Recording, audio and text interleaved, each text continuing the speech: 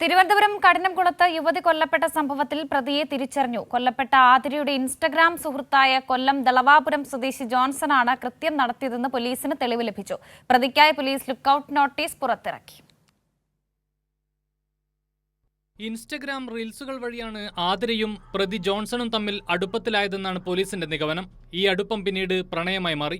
പലതവണ ആതിരയെ കാണാൻ Johnson വീട്ടിലെത്തിയിരുന്നതായും police കണ്ടെത്തിയിട്ടുണ്ട്.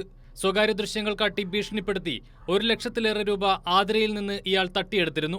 ഭർത്താവിനെയും മകനെയും ഉപേക്ഷിച്ച് തന്റെ കൂടെ വരണം എന്ന പ്രതിയുടെ ആവശ്യം നിരസിച്ചതോടെയാണ് ആതിരയെ കൊലപ്പെടുത്തിയത്. ആതിരയുടെ വീട്ടിലെത്തി കൊല നടത്തിയ ശേഷം സ്കൂട്ടറുമായി മുങ്ങുകയായിരുന്നു. കൃത്യം നടന്ന ദിവസം രാവിലെ പ്രതി പെരുമാതുറയിലെ വീട്ടിൽ നിന്നും കത്തിയുമായി പോകുന്നതിന്റെ തെളിവുകൾ പോലീസിന് ലഭിച്ചിട്ടുണ്ട്. ഒളിവിൽ പോയ പ്രതിക്കായി പോലീസ് ലുക്കൌട്ട് നോട്ടീസ് പുറത്തിറക്കി. ചൊവ്വാഴ്ച രാവിലെയാണ് കായംകുളം സ്വദേശിയായ ആതിരയെ കഠിനംകുളത്തെ ഭർതൃവീട്ടിൽ കുത്തേറ്റ് മരിച്ച നിലയിൽ കണ്ടെത്തിയത്. കൈരളി ന്യൂസ്, തിരുവനന്തപുരം.